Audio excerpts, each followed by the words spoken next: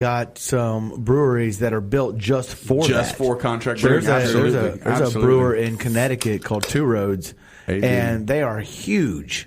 And they built that brewery so they could brew their own beer, but so they could also brew for others. And they've got a long list of very good craft brewers that they brew for, and they do it so these brewers want fresh beer in the New England area. Exactly. I mean, it kind of reminds me with the connection or the analogy I was thinking of is the USA Today back in the day. They would print at facilities in multiple states. Exactly, because to limit distribution. And to have a daily newspaper, you of, couldn't send it from the East Coast to the West Coast, so you had to have a press. Yeah. The Pasadena Citizen used to print the USA Today, but they had a USA Today print crew that came in and did a much better job than the Pasadena Citizen print crew. Truthfully, but that's what I always thought of with Sam Adams in Boston Beer Company. Yeah, that was actually one thing we admired about him was the fact that what a difference! Really, she's just jumping. She's into already. It. She's like, can we stop gabbing and we just drink? All right, y'all talk. I'm drinking. So Sylvia, we have a. This is the can. This is the can. This is the can. The can, and directly from the Boston. Yeah, and it is. So we got this at a local retail, right? Yeah, it does have a stronger aroma. That's from Kroger's. This one. So the Kroger's smells. That's from the Seabrook Kroger's versus Boston Beer Company. Boston You can smell the. This one smells a little flatter. It's a little oxidated too. You can smell it, and then the fresh one smells. You don't have this that one same. Smells like hop cones. It smells like freaking hop cones you just smashed in your. It's very It floral. really does. It does. Man. So you guys, I don't know. John mentioned this on Facebook when he attacked me on my own Facebook page after I after I said no I didn't attack you. I was just using so I was visiting Megan, and so last week I was in California for the CCBA, the Summit, which is a California Craft Brewers Association event, and you guys all know Jamil Zanishev. So he helped write the White Labs. He's book. written several books. Yes, he's written several books. Well done, Mike. He's a yeast expert. He is an expert about beer. He doesn't know it, but he's helped me a lot. He's helped a lot of home brewers. Yeah. So him and his wife are friends of mine, and they own Heretic Brewing.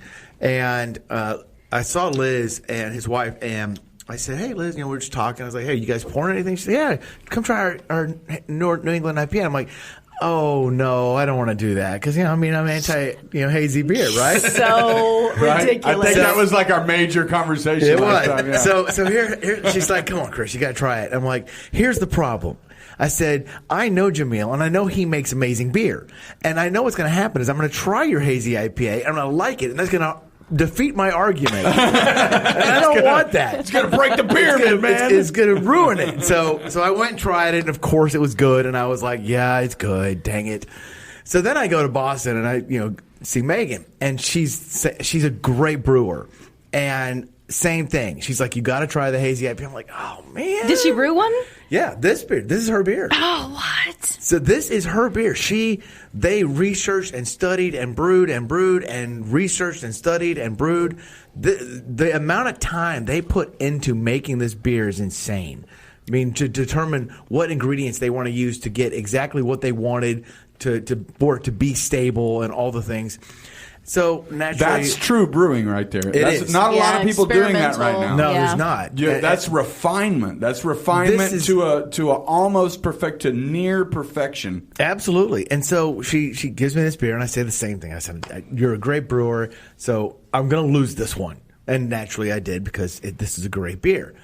And that's what we started talking about is the difference between a really good hazy IPA, a well-made, refined hazy IPA, and somebody who just throws a bunch of dry hops in there or some flour or oats or lactose or whatever. Let's sell this in the tap room, $5 a glass. No, or $22 a 4-pack, whatever. That's crazy. They'll get drunk, they don't mind. Yeah. I mean, I'll pay $22, but so like Saturday we're driving up to Parish Brewing Company, and it's not $22, but it's brewery. It's $18 a 4-pack. But we're still going to drive up there, in the middle of the night. And did you bring me back some Ghost in the Machine? I will. I got you. I got you, fam. Yeah. But That's a great beer. It's one of those things. It's like you can still cheat your way through it because a lot of people don't know the style well enough. They're like, you know what? We'll just dry hop something. We'll make it a little bit dry. We'll throw a little fruitiness in it. We'll cheat our way through. And guess what? That is exactly. And I was going to make this point, and you're helping me make it. Here's the thing: is that the average consumer, probably the people listening to your show, they know their beers. They know what they like. They probably understand brewing to some degree, and they have some awareness of what beers generally are. The average consumer does not. Mm-hmm. They drink what they like, which is fine. You should drink what you like. But that means they don't know if a beer is well made. They don't know if it's refined. They don't know. They don't care. They don't. What difference does it make? That's what we were describing last time as the fourth outside bubble of this next generation of people. They know it. They know it's good. It's just drink. Just drink. It's good. It's drink. No. So think about 5 years ago. Looks good on Instagram. Well, 5 years ago when IPAs were just kind of coming out in this area and like everybody was really starting to brew them, they're not approachable. I'm sorry, for an average beer drinker, people are like, "Ugh, bitter beer face." Well, they can't do it. So this is a very approachable way of introducing a new style to folks that are not that well versed into the bitter side of beer. While I agree with that. We got to be right back. We got to take a break. They're all we could afford. The Galactic Coast Power Hour. More with these two in just a minute. What would you like from your bank or credit union? How about a mobile app that makes banking simple? How about free online banking and mobile bill pay? How about loan decisions made locally? How about 15 convenient locations? Associated Credit Union of Texas has all of these and more. Sounds like you should get associated.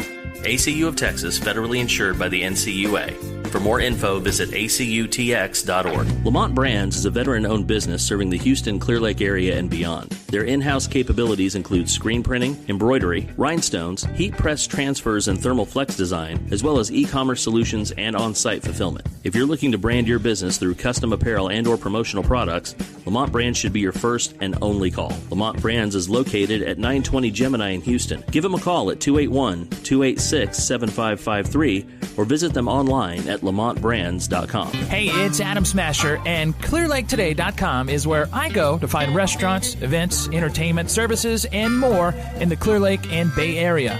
If you're looking to find a certain business in the Clear Lake area, you need to check ClearLakeToday.com. Now, if you are a business in the Clear Lake and Bay Area, make sure your business info is on ClearLakeToday.com. To advertise your business, contact Doug Meisinger by emailing doug@clearlaketoday.com. When you're looking for a new home, John Wilkinson can help answer questions related to obtaining a mortgage lender up to finding and securing the best home for you. John will take your best interests as his own and provide valuable property and neighborhood information that is important to your family. Call John at 281-974-0739 or email him at john@jwgetsitsold.com to start looking for your new home. Did you miss us? We're back.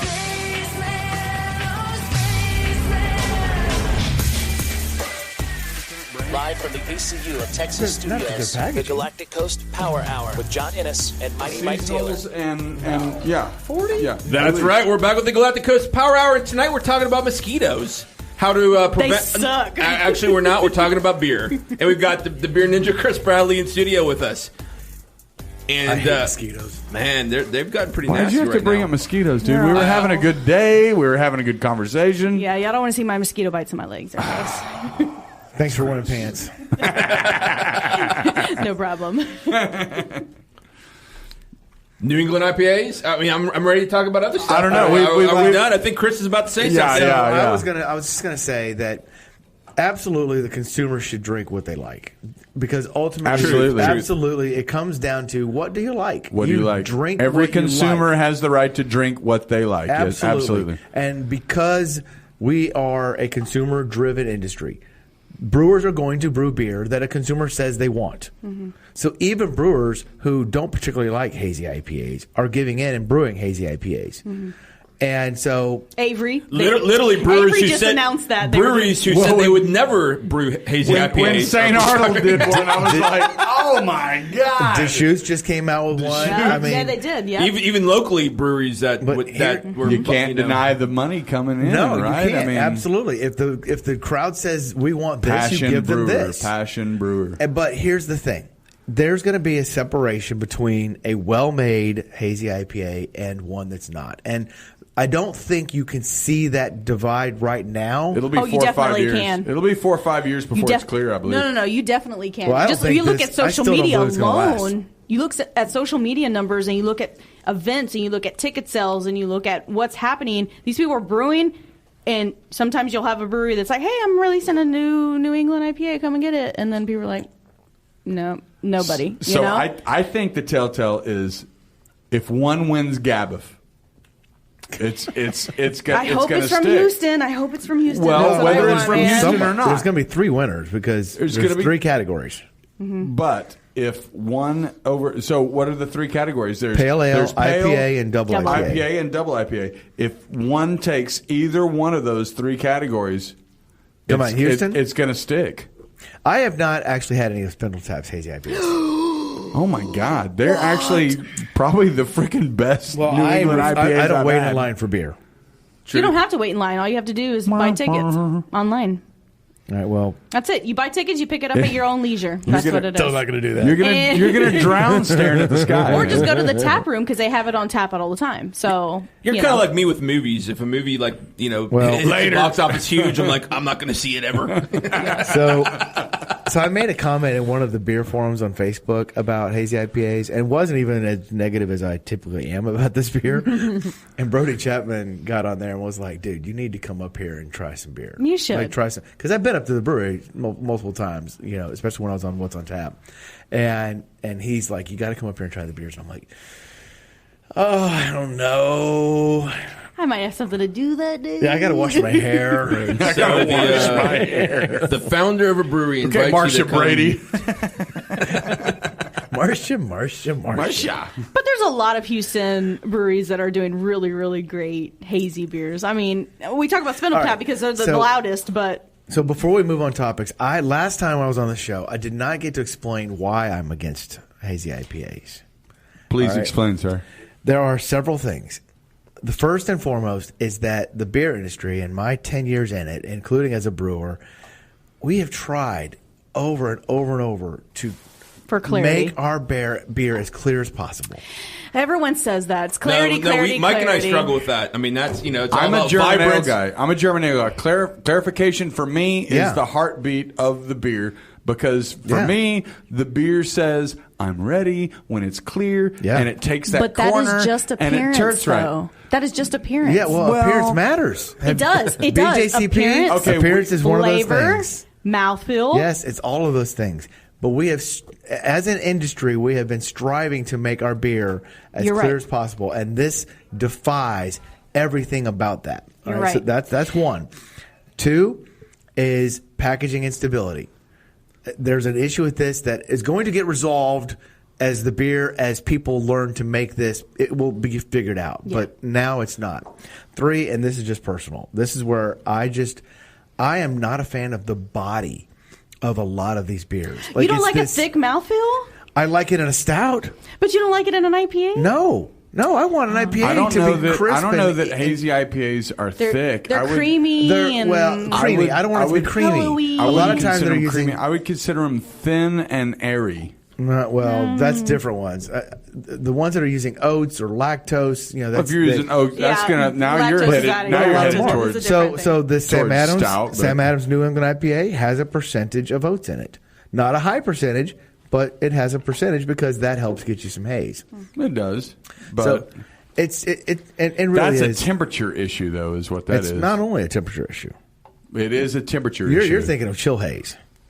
It is. It creates chill haze. Well, absolutely. Well, when you're talking about brewing these beers and brewing them well, you're thinking about I want a malt that's got high protein content that will interact with the hops and the yeast. You're thinking about the yeast that will allow for things to stay in suspension. I brewed with oats, but my beers were clear.